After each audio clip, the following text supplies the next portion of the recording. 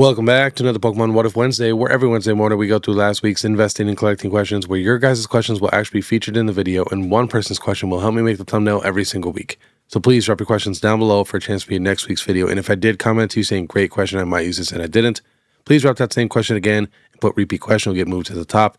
And I'm not saying I'm some guru who doesn't know everything, but when I'm unsure, I always like to talk it out with a few people. It always helps me make my final decision, and I have been in the hobby for almost 30 years, so I've been here forever. And we do have to give a quick thanks to our video sponsor, and that is METATCG. If you guys got a ton of bulk laying around, which we both know that you do, you might as well trade it in for some super rare cards, cash, or you get even more if you do store credit. They're located in Arlington, Texas. It is so easy to fill out the Pokemon bulk submission. You literally just put exactly how many cards you have. They do have to be near mint, and they even have a video showing you how to package up everything. So definitely check them out. I'll have all the links in the description. Then, of course, you guys want to try out PSA for the first time, click the link, use the code BEARD25 to get $25 off. Got to use a new email for that every time. And same thing with tag rating. Use the code BEARD102 and you'll get 10% off your first submission. And we'll be doing a giveaway this Thursday, 7 p.m. Central. This is when I post my Falling Friday and my Market Monday, hours before I post on YouTube on the FANATICS Collect app. So please go download that. Give me a follow there. So what we're giving away today, the full set of mega promos. And like I said, I'll be live in the chat. It's completely free. And I even call the winner towards the end of the video. So you'll find out if you won within like 10 or 15 minutes. So it's actually a ton of fun, so definitely check it out. I'll have all the links in the description. And it will be at COLLECTR this Saturday in Minneapolis. I'm not going to be vending. I'm just going to be hanging out, relaxing, having a good time, taking a little bit of a break. But if you guys do see me, definitely come say what's up, and we'll go hunt for some cards together. But I will be vending at the very end of the month, July 31st through August 2nd in St. Louis, Missouri at Trading Card Con. Use the code POKEBEARD to receive $5 off your tickets. It's going to be a blast. But all right, our first question, good one, and I've gotten so many comments about this. It's from at GMO3Z. When to jump into 30th celebrations. For Pokemon's 30th anniversary, what's your view on the best entry point for sealed DPCs and singles? With pre-orders on some products already pushing 600, do you think the smarter play is buying during the initial release window before prices soar past their absurd pre-order price, or waiting 1 to 2 years for the usual post-hype correction set fatigue we saw with parts of celebrations after the 25th anniversary? So the first thing I would do is just wait until you at least try to lock in these Pokemon Center pre-orders that have not dropped yet, because if you can lock those in, that is going to be so nice. But prices are going down.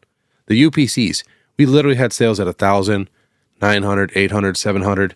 Now last sold 622, 603. Looks like we got the pair for 1,018, so a little over, $500. Got one here at 560. So they're all dropping. So I would definitely not buy any of these yet. I would 100% at least wait till they drop on the Pokemon Center website. Then I would reevaluate and pick some of these up.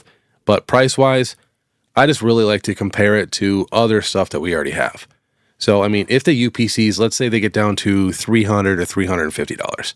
Honestly, for this market and what you're actually getting in this set, that's probably not too bad. And of course, we're going to be trying to get that Pokemon Center pre-order first, obviously. And then, if we do find any in person, pick those up too.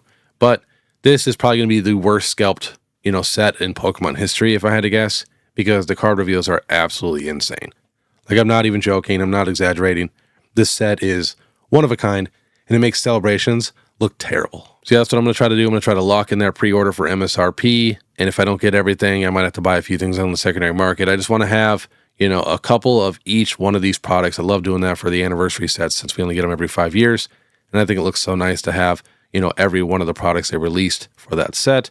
And then maybe down the road, once Gen 10 hits and people aren't happy with the newer Pokemon and the newer sets, and this stuff cools off, then I would definitely love to stock up on a ton more of these boxes. And it's funny, people even told me at like $800 that this stuff is not going to drop in price, and it's already at $600 with some sales on the 500s. And with the ETB too, we got sale at $195, $127, $176, $201, $203, $191. Be careful though, there's a ton of fake sales. You can actually look, it's just a bunch of brand new people that have never bought or sold anything ever for a lot of these, trying to make them really expensive. But I mean, this is almost the price of a Destined Rivals or Ascended Heroes ETB. So I do think these might drop a little bit more. But like I said, let's just wait for this Pokemon Center pre-order to drop and then kind of figure out what we're doing after that. So I definitely would not be buying any of these right now. Got to give it a little bit more time. Next question is from at CBK12. Hey Beard, what do you think of the Haunter IR and a PSA 10? Do you think they will continue to go up because of the low gem rate, or are they at their max? Thanks. So here is that Haunter. I'm honestly not the biggest fan of the art. I do like that Haunter got a card. You know, he really doesn't get a lot of love. I don't know. It's not bad. But in a PSA 10, it did get up to $1,930, dropped down to $1,455, coming up a little bit right now, right around $1,600. And we got a bunch available on eBay at $1,600, $1,700, $1,800. But the PSA pop, $511 in a 10, $6,394 in a 9. So very, very difficult to grade. But with this summer slump, I generally feel like this card will come down in price. Because, I mean, almost $2,000 for a brand new Haunter promo is just crazy. I know it's difficult to grade, but still, that's a ton of money. Next is from at Prowley1. What's your take on the Chinese exclusive cards in a PSA 10 now that their prices have dropped so much? I honestly think they might drop a little more. They just went so crazy so fast. Here's the Umbreon, got up to $870. Dropping right now, we got sales at $630. I definitely feel like they could drop a little bit more. Even Raw was at $250. Now, back at $216. The low in January was at $120. And that's what I was screaming at everybody to buy this Umbreon. But yeah, like I said, with that summer slump, I could definitely see a few more things dropping in price. We're only halfway through the summer. Next is from at Adrian Marouche. Hi, Pokebeard. I think after the 30th anniversary will be a cool off in the market. Definitely possible. Maybe after the Rayquaza set. I will come back to my previous question. PSA 10 Master Balls, EV's evolution from Prismatic. Should I hold it or sell them for sealed product? I'm curious about your opinion. It's hard to grade them. Low gem rates, as we know. So here is the Umbreon Master Ball. PSA 10 got up to $717. Now last sold right around $650. And the pop says a pop of $1,339 in a 10 and $5,500 in a 9. So it is a little difficult to grade. I do think it is a cool little collection. But honestly, I could see the seal products, depending on what you get, outperform some of these cards. But if you do already have the entire set all completed in PSA 10s, I don't know. When I do that, I normally just like to put that away, kind of forget about it, and hopefully it does some crazy stuff in the future. But of course, if you need money, you might have to sell some stuff. But I do think some seal products could outperform some of these cards. Especially, I mean, if you use the money and lock in, 30th anniversary pre-orders from Pokemon Center, that's going to do much better. Next is from Aaron Musk. Beard, what's your thoughts on Phantasmal Flames Dugong IR? In my opinion, it's vastly underrated. Gen 1 Pokemon with absolutely gorgeous art. Kind of reminds me of the Cleffa from Obsidian. Thank you for your input. It is an absolutely beautiful card, but Phantasmal Flames is a very small set. Was at $5.44. Now we got a bunch of sales at $3, $4, and $5 still. And yeah, I could see this card being a $10, $15 card, but like I said, with the summer slump, if this drops another $1 or $2, I think it would be a good card to pick up, a bunch of copies, because I could easily see this card being, like I said, a $10 or $15 card. It is absolutely top tier. Next is from A Voice for Christ. Repeat, why do people prefer PSA over other grading companies? I've decided to never use PSA again and probably going to start using PCG. And if people don't want to pay the same price, I just won't sell. Thanks. So it's actually just super easy why people prefer PSA over other graded card companies. Number one is money. People already have hundreds of thousands or even millions of dollars invested into these cards. And the other one is they've been around forever. They've graded more Pokemon cards than every other graded card company combined, times probably like 100,000. And people act like PCG and TAG and CGC have been grading cards forever, but they haven't. I collected for 15 years before they even existed. So our only option was really PSA. So that's why I've noticed a lot of the newer people in the hobby that have really never graded cards, or, they've just graded a few things here and there. They're the ones who really hate PSA, especially they've only been in the hobby long enough to hear, the PSA controversies. But just know every graded card company is not perfect, and all of them have controversies. I mean, CGC graded more fake cards than every other graded card company combined in the span of like a couple months. I think a lot more people should be trying to grade with BGS, chasing these black labels. And then I think TAG also looks really good for collection-wise, and you can chase those pristines. So, I mean, some of these graded card companies are doing things much better than PSA, but, PSA's just been around so much longer. So it's just going to be tough to actually take down PSA. But, I love no upcharges. That'd be so nice if PSA stopped doing that. And a lot of the labels, I think, even look slightly better than PSA. But like I said, I've been collecting PSA forever. So when I think of a graded card, that's what literally pops in my head. I'm not even exaggerating, where I've chased certain PSA cards for almost 9 or 10 years. But yeah, you can use whatever graded card company you want. If you don't like PSA, you do not have to use it. If you want to support PCG or TAG or Ace, whatever, you have full rights, especially if it's for your PC. You don't have to worry about selling if you don't need money.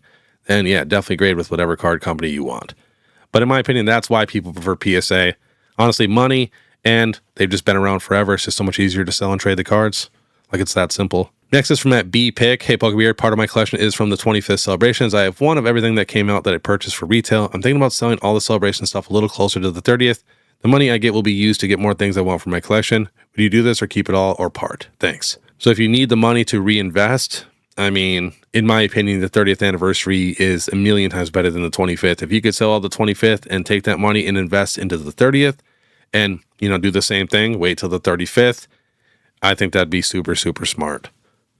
Next is from Carson RSS. How would you recommend long-term storing your Pokemon collection? I'm mostly worried about the more expensive items I have, booster boxes and PC ETBs. Some I will have on display, but most I know I'll bubble wrap and put in a box. Do you think you can make a video on it one day? Much love. So yeah, I will make a video on that soon, but all you really need to do is get some waterproof totes. They make those. Get your boxes in some nice cases. Platinum Protector sells the cheaper ones that are just a couple dollars a case, or you can get the nice acrylics if it's super high end.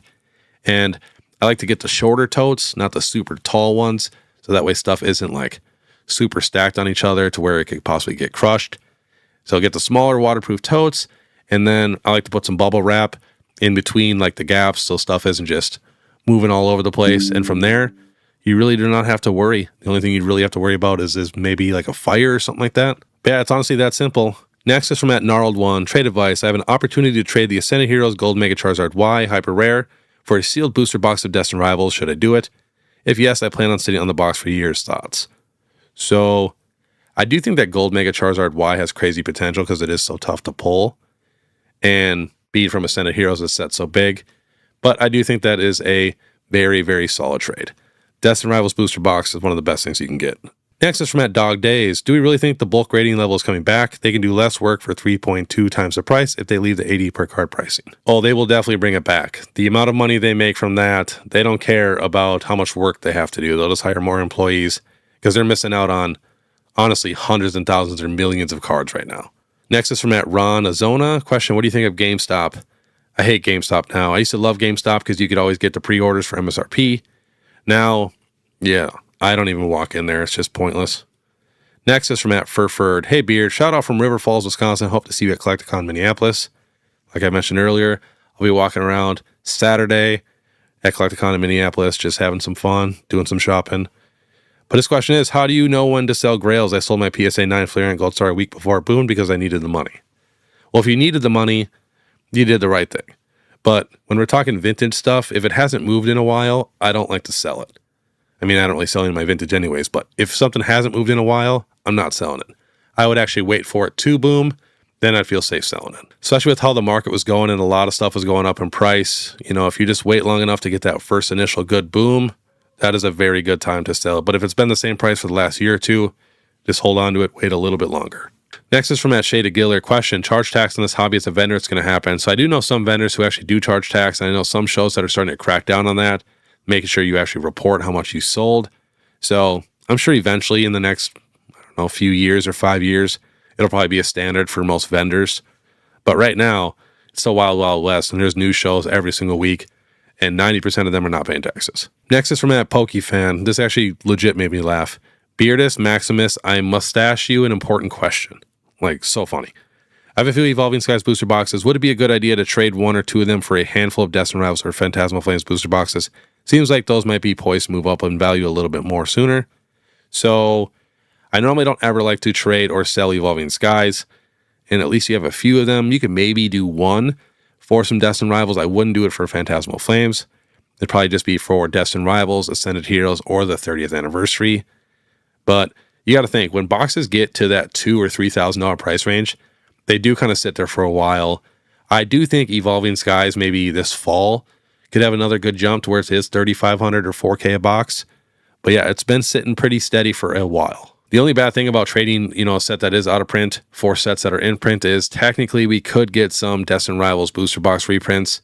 Might not do too much. It might drop it a little bit, but that's the only downfall. But with this market, you might not have to worry. Next is from Classic Zig. Hello, what are your thoughts on Chinese Gem Pack Volume booster boxes as a long-term investment? I am thinking about picking up some Gem Pack Volume 2 boxes because of the beautiful evolutions. Love the videos. Absolutely. I'm trying to get some cases right now. I think it's a no-brainer. Next is from Caitlin D4D. Good day, Mr. Beard. What are your thoughts on trading a Pokemon Center Prismatic ETB for a Destin Rivals booster box? Seeing how prices are starting to equal out between the two, thank you and sending healthy pregnant vibes to Mrs. Beard. I really appreciate that. So I think I'd be okay with that trade, especially if you have a backup Prismatic Pokemon Center ETB, which you might, because at least for that set, we were able to order a lot more. That was before they did like the 2 limit. So yeah, I think I'd be okay with that, especially you're getting the best booster box in the entire Scarlet and Violet era with Destin Rivals. So I think that's pretty solid, especially, like I said, if you have a backup. But all right, that was this week's Pokemon What If Wednesday. If you guys like this content, want to stay ahead of the market, please make sure you subscribe, hit that notification bell, leave a like and comment. If you guys want to support more, check out my Instagram, TikTok, Facebook, all that. You guys know you guys are the absolute best. And do not forget to download the Fanatics Collect app, go to live, and then go to Collect Originals and give me a follow there. And like I said, you can watch my Market Monday and my Following Friday hours before I post it on YouTube, so you guys can get a real jump on that market. But all right, I want you guys to have a great day. And if you guys want to watch my last vending video, you can click the one above. Otherwise, I have an entire playlist full of all my other vending videos you guys can check out above also. But all right, see you next time.